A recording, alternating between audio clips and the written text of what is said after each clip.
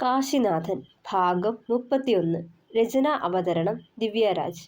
അല്ല, നന്ദൻ പെണ്ണ് കാണാൻ പോയ കാര്യം എന്തായി? കുളി കഴിഞ്ഞ് വന്നയുടനെ അത്താഴത്തിനുള്ളത് തയ്യാറാക്കുന്നവളുടെ കൂടെ കൂടിയിരുന്നു കാശിയും.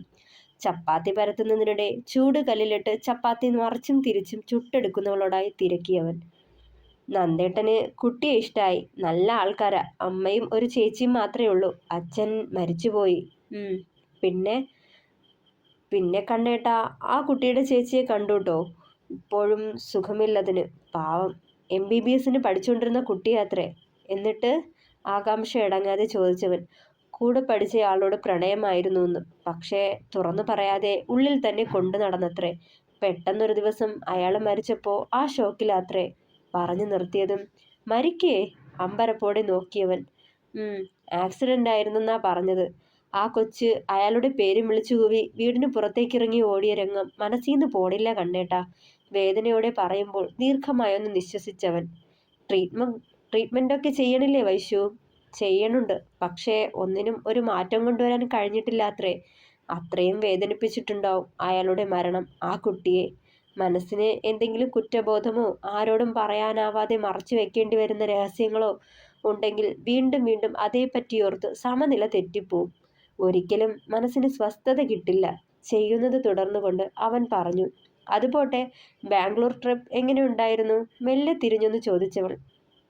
യൂണിവേഴ്സിറ്റിയിൽ പോയ ശേഷം കോളേജിലേക്കൊന്ന് പോയി. അവിടെ ചെന്നപ്പോഴേ അവൻ്റെ ഓർമ്മകളൊക്കെ കൂടി വന്നു കയറി. പിന്നെ വല്ലാത്തൊരു നോവായിരുന്നുടോ. ഒരു കണക്കിന് ഒന്നുകൂടി അവിടെ പോയി വരാൻ തോന്നിയത് നന്നായി. അല്ലെങ്കിൽ അവിടെ ചെല്ലുമ്പോൾ ഇനി എന്താവും എന്നോർത്ത് ടെൻഷൻ ആവേണ്ടി വന്നേനെ. ചെറുചിരിയോടെ പറഞ്ഞവൻ. അച്ഛൻ്റെ പുതിയ ഫ്ലാറ്റൊക്കെ ഇഷ്ടായോ? അവനെ ഏറെ കണ്ണാലെ ഒന്ന് നോക്കി. വെറുതെ ഒന്ന് മൂളി വിട്ടേയുള്ളവൻ. മോന് വേണ്ടി വില കൂടിയ ജിം എക്യുപ്മെന്റ്സ് ഒക്കെ സെറ്റ് ചെയ്ത് വച്ചിരിക്കുമായിരുന്നു എന്ന് ഇച്ചായൻ പറഞ്ഞു. താല്പര്യമില്ലാത്ത മട്ടിലൊന്ന് മൂളി വിട്ടു വീണ്ടും. നിന്റെ അച്ഛനെന്താ വൈകുന്നേ? ചന്ദ്രനെ കുറിച്ചുള്ള സംസാരം നീളുമെന്ന് തോന്നി വിഷയം മാറ്റാൻ തിരക്കിയവൻ. കണ്ണേട്ടാ. ചെരിഞ്ഞെന്ന് അവളെ നോക്കിയവൻ. ഇനിയും അച്ഛനെ വിഷമിപ്പിക്കല്ലേ. ഈ പിണക്കം നീട്ടിക്കൊണ്ട് പോവണ്ട. കണ്ണേട്ടനോട് അച്ഛൻ ചെയ്തത് തെറ്റ് തന്നെ. എന്നാലും ക്ഷമിച്ചൂടെ? ഇനിയെങ്കിലും ഒക്കെ മനസ്സിലായപ്പോൾ കൂടെ നിൽക്കണില്ലേ എന്തിനും ഏതിനും? പറഞ്ഞുകൊണ്ട് നോക്കുമ്പോൾ ചെയ്തുകൊണ്ടിരുന്നത് നിർത്തിയിട്ട് വാഷ് ബേസിൻ്റെ അടുത്തേക്ക് പോയിരുന്നു കാശിനാഥൻ. അവനെ തന്നെ നോക്കി നിന്നു വൈശു, ഞാൻ പോവാം. എനിക്ക് ഈ ടോപ്പിക്ക് സംസാരിക്കാൻ താല്പര്യമില്ല. പറഞ്ഞുകൊണ്ട് വാതിൽക്കലേക്ക് പോവാൻ തുടങ്ങിയതും കൈത്തണ്ടയിൽ പിടിച്ചു നിർത്തിയവൾ. കണ്ണേട്ടാ, മനുഷ്യരുടെ കാര്യ. ഇന്ന് കാണണവരെ നാളെ കാണില്ല എന്നാ പറയണത്. അച്ഛന് എന്തേലും പറ്റിയിട്ട് പിന്നെ ഇതോർത്ത് വേദനപ്പെടേണ്ട ഇടവരുത്തരുത്. അതുകൊണ്ട് പറയാ, ക്ഷമിച്ചു കളയെ. അവൻ്റെ മുഖത്തേക്ക് ഉറ്റുനോക്കിയവൾ. അവളുടെ കൈ അടർത്തി മാറ്റി മുന്നോട്ട് പോകുമ്പോഴും വൈശു പറഞ്ഞത് നെഞ്ചിലേക്ക് തുളഞ്ഞു കയറി നോവിച്ചത് അറിഞ്ഞവൻ. സുദേവൻ ഡോക്ടർ പറഞ്ഞതനുസരിച്ച് ഡോക്ടർ കുറുപ്പിനെ കാണാൻ പോകാനായി തയ്യാറെടുക്കുകയായിരുന്നു കാശിനാഥൻ. കണ്ണേട്ടാ, ഒന്നും മറന്നിട്ടില്ലല്ലോ അല്ലേ? മാർക്ക് ലിസ്റ്റും ID പ്രൂഫും ഒക്കെ എല്ലാം എടുത്തല്ലോ? വീണ്ടും ഓർമ്മിപ്പിച്ചു വൈശു. എടുത്തടോ. പറഞ്ഞുകൊണ്ട് അവൾ വാങ്ങിക്കൊടുത്ത ഷർട്ട് ധരിക്കാൻ തുടങ്ങിയവൻ. ഈ കോലത്തിലാണോ പോണേ കണ്ണേട്ടാ? ഫ്രീ ആയി ഇട്ടിരുന്ന ഷർട്ടിലൊന്ന് പിടിച്ചു വെച്ചവൾ. ഇതിനിപ്പോ എന്താ കുഴപ്പം? മൊത്തത്തിലൊന്ന് ഒഴിഞ്ഞു നോക്കിയവൻ സ്വയമേ. ഷർട്ട് ഇൻസേർട്ട് ചെയ്യണില്ലേ? അത്രയ്ക്കൊന്നും വേണ്ടടോ. അലസമായി കിടന്ന മുടി മാടി ഒതുക്കിയവൻ. എന്നാലേ വേണം. ഇങ്ങനെ പോയാലേ റൗഡി ബേബിയാണെന്നേ ആ ഡോക്ടർ തെറ്റിദ്ധരിക്കൂ.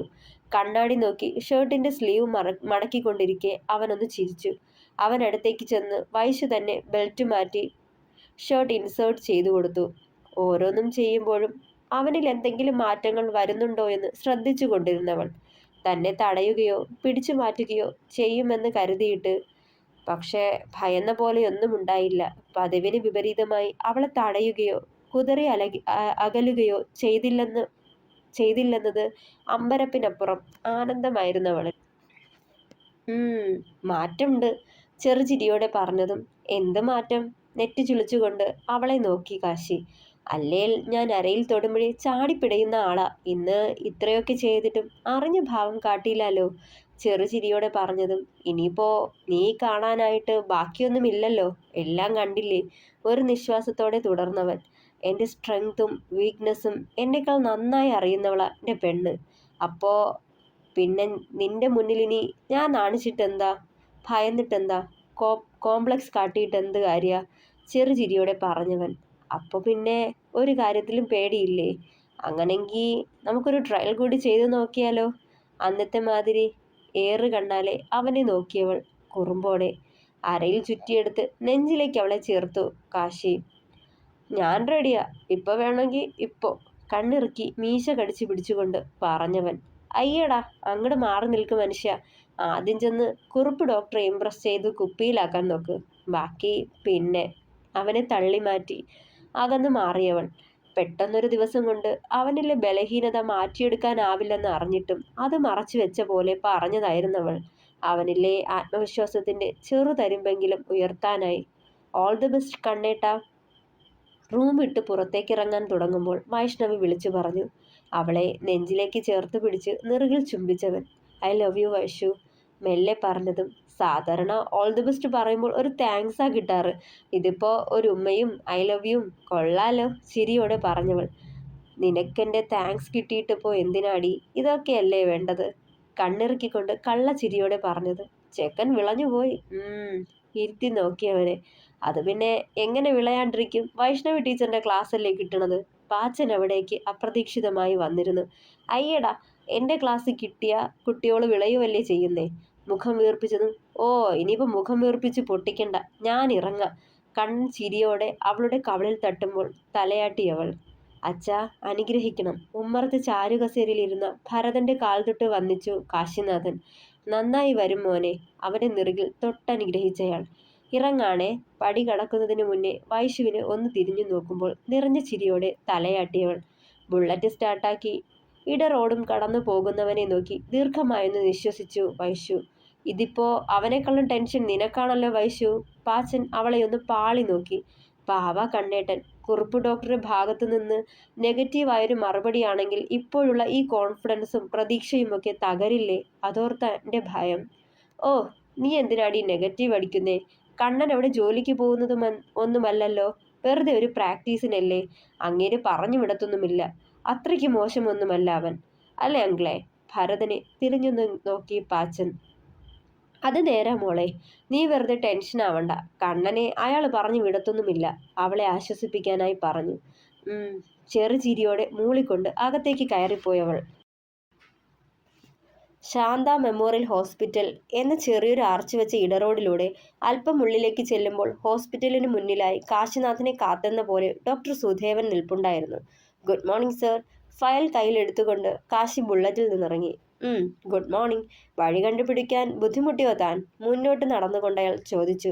ഇല്ല, സാർ പറഞ്ഞ ആ ചർച്ചിനടുത്തെത്തിയപ്പോൾ തന്നെ ഇവിടേക്കുള്ള ആർച്ച് കണ്ടു, പിന്നെ നേരെ ഇങ്ങി പോന്നു. ചെറുചിരിയോടെ പറഞ്ഞുകൊണ്ട് പിന്നാലെ നടന്നവൻ. സോ ഇതാണ് തന്റെ കാശിനാഥൻ. സുദേവനൊപ്പം ക്യാബിനിലേക്ക് കയറി ചെന്ന കാശിനാഥനെ അടിമുടി നോക്കി ഡോക്ടർ കുറുപ്പ്. 50-55ഓളം പ്രായം ചെന്ന വെളുത്തു മെലിഞ്ഞൊരു മനുഷ്യൻ. ഒരു മുടിനാരുടെ പോലും ബാക്കി വെക്കാതെ നര കീഴടക്കിയ തലമുടിയും കറുത്ത വട്ട ഗ്ലാസുകളും പ്രായം കൂടുതൽ തോന്നിച്ചു അയാൾക്ക്. തലയാട്ടിക്കൊണ്ട് അയാൾ ചൂണ്ടിയ ചേറിലേക്ക് ഇരുന്നു സുദേവൻ. തന്നോടിന് പ്രത്യേകം പറഞ്ഞാൽ ഇരിക്കുള്ളോ? വന്ന നിൽപ്പിൽ തന്നെ നിന്ന കാശിയെ നോക്കി കടുപ്പത്തിൽ ചോദിച്ചയാൾ. പെട്ടെന്ന് അടുത്ത് കണ്ട ചെയർ ചാടിയിരുന്നവൻ. ആ ചെയർ താൻ പൊട്ടിച്ചിടോ, മെല്ലെ ഇരിക്കടോ. കൂർത്ത നോട്ടത്തോടെ പറയുമ്പോൾ ഉമിനീരിറക്കിക്കൊണ്ട് അയാളെ നോക്കിയവൻ. എടോ, ഞാനെല്ലാം പറഞ്ഞിരുന്നല്ലോ. ആള് 4ാം വർഷത്തിലേക്ക് കടന്നപ്പോഴാ പ്രശ്നങ്ങളുണ്ടായത്. അന്ന് മുടങ്ങിയ പഠിപ്പാ വീണ്ടും പുനരാരംഭിക്കാൻ പോകുന്നത്. അതിനു മുന്നേ ചെറിയൊരു ക്ലിനിക്കൽ പ്രാക്ടീസ്.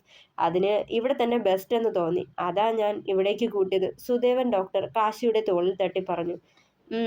വെറുതെ ഒന്ന് മൂളി വിട്ടുകൊണ്ട് കാശിയെ തന്നെ നോക്കിയയാൾ. പിന്നെ ഇവനത്ര ലോലഹൃദയമൊന്നുമല്ലടോ, അത്യാവശ്യം ചങ്കുറപ്പുള്ള കൂട്ടത്തിലൊക്കെ തന്നെ. ഇല്ലായിരുന്നെങ്കിൽ ആ റാഗിങ്ങിൽ തന്നെ പഠിപ്പ് ഉപേക്ഷിച്ച് കടന്നേനെ. എന്നിട്ടും വിടാതെ പിടിച്ചു നിന്നില്ലേ, അതും ഡ്രോപ്പ് ബാക്ക് ആവാതെ. അപ്പോ കുറഞ്ഞ പുള്ളിയല്ല. കടുപ്പിച്ച് പറഞ്ഞുകൊണ്ട് കണ്ണടയുടെ മുകളിലൂടെ അവനെ വീണ്ടും നോക്കിയയാൾ. അയാളുടെ നോട്ടവും ഭാവവും ഒക്കെ കണ്ടിട്ട് അയാളെ പിടികിട്ടാതെ പകപ്പോടെ ഇരിപ്പുണ്ടായിരുന്നു കാശിനാഥൻ. വീണിടത്ത് നിന്ന് എഴുന്നേൽക്കാൻ അവൻ കാണിച്ച ചങ്കുറപ്പ് കണ്ടിട്ട് തന്നാടോ ഇവിടേക്ക് കൂട്ടിയത്. സുദേവൻ വീണ്ടും പറഞ്ഞു. ഡോ നാഥ്, തൻ്റെ കാര്യങ്ങളൊക്കെ ഇയാൾ പറഞ്ഞിട്ടുണ്ട്. എന്ന് വെച്ച് ഇവിടെ നിന്ന് ഒരു കൺസിഡറേഷനും കിട്ടില്ല. കൃത്യസമയത്ത് വരികയും തിരികെ പോവുകയും വേണം. പിന്നെ എൻ്റെ പേഷ്യൻസിനോട് നല്ല രീതിയിൽ പെരുമാറണം. മാറിച്ചായാൽ ആ നിമിഷം ഞാൻ ചവിട്ടി പുറത്തു കളയും തന്നെ. എനിക്കതിനാരുടെ അനുവാദം വേണ്ട. പിന്നെ ഇവിടെ താൻ എന്നെ മാത്രം അനുസരിച്ചാൽ മതി. മറ്റ് ഡോക്ടേഴ്സിനെ അസിസ്റ്റ് ചെയ്യേണ്ടി വരും. എന്നാലും അവർ പറയുന്ന പോലെ അടിമപ്പണി ചെയ്യാൻ നിൽക്കണ്ട. പിന്നെ തൻ്റെ ആത്മാഭിമാനത്തിന് ക്ഷതമേൽക്കുന്ന രീതിയിൽ ആരെങ്കിലും എന്തെങ്കിലും പറയുകയോ പ്രവർത്തിക്കുകയോ ചെയ്താൽ കാരണം പുകച്ചു കൊടുത്തേക്കണം. ബാക്കി ഞാൻ നോക്കിക്കോളാം. ഇവിടെ എല്ലാ സ്റ്റാഫ്സും എനിക്കൊരുപോലെ തന്നെയാണ്. ട്രെയിനി എന്നോ എക്സ്പീരിയൻസ്ഡ് ആയ ഡോക്ടറെന്നോ ഒന്നും ഒരു വേർതിരിവുമില്ല. ഒരു മയവുമില്ലാതെ അയാളത് പറയുമ്പോൾ കണ്ണു മിഴിച്ചുകൊണ്ട് തലയാട്ടി കാശിനാഥനും. അപ്പോൾ ശരി, ഇനി എന്നാ താൻ ജോയിൻ ചെയ്യാൻ പോകുന്നേ? ഇന്ന് തന്നെ ചെയ്യാം. എന്തേ? അയാൾ ചോദ്യഭാവത്തിൽ നോക്കിയതും കാശിനാഥൻ ഞെട്ടലോടെ സുദേവനെ നോക്കി. എടോ, അതിനുവേണ്ടി പ്രിപ്പയർ ആയല്ല കാശിനാഥൻ വന്നത്. ഇവിടെ നിർത്തണോ വേണ്ടയോ എന്ന് കണ്ട ശേഷം പറയാന്നല്ലേ താൻ പറഞ്ഞത്? സുദേവൻ ഓർമ്മിപ്പിച്ചു. ഇതിലിപ്പോൾ പ്രിപ്പയർ ചെയ്യാൻ എന്തിരിക്കുന്നു? പ്രിപ്പയർ ചെയ്യാൻ വേണ്ടിയല്ലേ ഇവിടേക്ക് വന്നത് പോലും. എന്നാലും ഇന്നൊരു ചൊവ്വാഴ്ചയല്ലേടോ? സുദേവൻ വീണ്ടും കൂട്ടിച്ചേർത്തു. പിന്നെ ദിവസവും നാളും നോക്കിയിരിക്കാൻ ഇത് കല്യാണമല്ലേ? ഇപ്പോൾ സമയം 8 മണി. 8:30 ഇവിടെ മോർണിംഗ് ഷിഫ്റ്റ്. ഇയാളെ ഇവിടെ നിൽക്കട്ടെ, താൻ വയ്ക്കോ. സുദേവനെ നോക്കി അയാൾ അത് പറയുമ്പോൾ കാശി ദയനീയമായി സുദേവനെ നോക്കി. എന്നാൽ ശരി, തൻ്റെ ഇഷ്ടം പറഞ്ഞുകൊണ്ട് അയാൾ എഴുന്നേറ്റു. മെല്ലെ കാശി, ഡോ താനിവിടെ ഇരിക്കടോ, എനിക്ക് ചിലത് ചോദിക്കാനുണ്ട്. അയാൾ കാശിയോട് ഒച്ചയിട്ടതും കാശി അവിടെ തന്നെ ഇരുന്നു പോയി. ദേ കുറുപ്പച്ച, താൻ വെറുതെ ചെക്കനെ പേടിപ്പിച്ച് ഓടിക്കണ്ട. ഒരു മയത്തിലെങ്ങ് മതിയടോ. ക്യാബിൻ വിട്ടിറങ്ങാൻ നേരം വാതിൽക്കൽ ചെന്ന് നിന്ന് സുദേവൻ വിളിച്ചു പറഞ്ഞു ചിരിയോടെ. ഓവ, എൻ്റെ ട്രെയിനിയോട് എങ്ങനെ പെരുമാറണമെന്ന് താൻ എന്നെ പഠിപ്പിക്കണ്ട. അതേ ചിരിയോടെ അയാൾ മറുപടി കൊടുത്തു. ആകെ പെട്ട പോലെ കാശിനാഥൻ അയാളെ തന്നെ നോക്കിയിരുന്നു. വൈഷ്ണവി സ്കൂളിൽ നിന്ന് തിരികെ വരുമ്പോൾ ഉമ്മറത്തെ ചാരുകസേരയിൽ ഭാഗവതവും കയ്യിൽ പിടിച്ച് ഭരതൻ ഇരിപ്പുണ്ടായിരുന്നു. എന്താച്ചേ? ഉമ്മറത്തിരുന്നൊരു വായന തിരക്കിക്കൊണ്ട് അകത്തേക്ക് കയറിയവൾ. അല്ല മോളെ, കണ്ണൻ വന്നില്ലല്ലോ. ഡോക്ടറെ കാണാൻ പോയതല്ലേ? ഉച്ചയ്ക്ക് മുന്നേ വരേണ്ടതല്ലേ? ഇതിപ്പോ 5 മണി ആവുകയല്ലേ? ആളെ കണ്ടില്ലല്ലോ. ആദിയോടെ പറഞ്ഞതും അബദ്ധം പറ്റിയ പോലെ മുഖം ചുളിച്ചു വൈശു. അയ്യോ അച്ഛാ, ഞാൻ അക്കാര്യം വിളിച്ചു പറയാൻ വിട്ടുപോയതാ കേട്ടോ. കണ്ണേട്ടൻ 5 മണി കഴിഞ്ഞേ വരുള്ളൂ.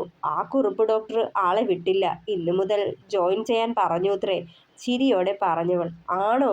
അപ്പോ ഡോക്ടർക്ക് അവനെ ഇഷ്ടായി കാണും അല്ലേ മോളെ? ചിരിയോടെ തിരക്കി. ഇന്നലെയും ഇന്നും രാവിലെയുമൊക്കെ മുൻപത്തെ വർഷങ്ങളിലെ പഠിച്ച പുസ്തകങ്ങളും നോട്ട്സും ഒക്കെ വായിച്ചു നോക്കുന്നത് കണ്ടായിരുന്നു. എന്നാലും ഇന്ന് തന്നെ അവിടെ കയറേണ്ടി വരുമെന്ന് ആള് കരുതിയിട്ടുണ്ടാവില്ല. ആദ്യത്തെ ദിവസം എന്തായോ എന്തോ കയ്യിലിരുന്ന വലിയ കിറ്റ് ടേബിളിന് മുകളിൽ കൊണ്ടുവന്ന് വെച്ചു അവൾ. എന്താവാൻ, അവൻ മിടുക്കനാ, നന്നായി പെർഫോം ചെയ്തു കാണും, ഉറപ്പോടെ പറഞ്ഞയാൾ. ദീർഘമായൊന്ന് നിശ്വസിച്ചവൾ. അല്ല മോളെന്താ വൈകിയേ? അല്ലെങ്കിൽ 4 മണിക്കേ വരണതല്ലേ? ഇന്നിപ്പോ 5 മണി കഴിഞ്ഞൂലോ. ക്ലോക്കിലേക്ക് നോക്കിയിട്ട് അവളുടെ മുഖത്തേക്ക് ഇട്ടുനോക്കി അയാൾ. ഒരു കുഞ്ഞു ഷോപ്പിംഗ് ഉണ്ടായിരുന്നച്ചേ, അതാ. ഞാൻ പോയി ഒന്ന് ഫ്രഷായി വരാം. അപ്പോഴേക്കും കണ്ണേട്ടനും വരും. അകത്തേക്ക് നടന്നതും ചായ ഞാൻ ഫ്ലാസ്കിലാക്കി വച്ചിരിക്കുക മോളെ, എടുത്തു കുടിക്കൂ കേട്ടോ, അയാൾ പിന്നിൽ നിന്ന് വിളിച്ചു പറഞ്ഞു. ആകെ മുഷിഞ്ഞിരിക്കുക അച്ചേ. എന്തായാലും കുളി കഴിഞ്ഞിട്ടേയുള്ളൂ ചായ കുടി. വൈഷ്ണവി കുളി കഴിഞ്ഞ് തലയിലൊരു തുവർത്തും ചുറ്റി ഇറങ്ങിയതും കാണുന്നത് വാതിൽ തുറന്ന് കയറി വരുന്ന കാശിനാഥനെയാണ്. വന്നപാടെ ബാഗ് എടുത്തു ടേബിളിന് മുകളിൽ വച്ച ശേഷം തലയൊന്ന് കുടഞ്ഞിട്ട് അവളെ നോക്കി. അവനെ തന്നെ തുറച്ചു നോക്കി നെറ്റിഞ്ഞുളിച്ച് നിൽപ്പുണ്ടായിരുന്നവൾ. എന്നെ വൈശുവേ, നീ ചെന്ന് കടുപ്പത്തിലൊരു ചായ കൊണ്ടുവാ. എൻ്റെ തലയുടെ കെട്ട് വിട്ടിരിക്കുക. ഹോ, എളിക്ക് കൈയും കൊടുത്ത് അവനത് പറഞ്ഞതും എന്തു പറ്റി? ചെന്ന ദിവസം തന്നെ കുറുപ്പ് ഡോക്ടർ എയറിൽ കയറ്റിയോ? ചിരിയടക്കി പിടിച്ചു ചോദിച്ചവൾ. ഒക്കെ വന്നിട്ട് പറയാം. ആദ്യം ഞാനൊന്ന് പോയി എൻ്റെ തലയൊന്ന് തണുപ്പിക്കട്ടെ. ചിരിയോടെ ടവലും എടുത്ത് അകത്തേക്ക് കയറിപ്പോയവൻ. തുടരും. അഭിപ്രായങ്ങൾ പറയണേ. കഥ ഇഷ്ടമായാൽ സപ്പോർട്ട് ചെയ്യണേ. താങ്ക്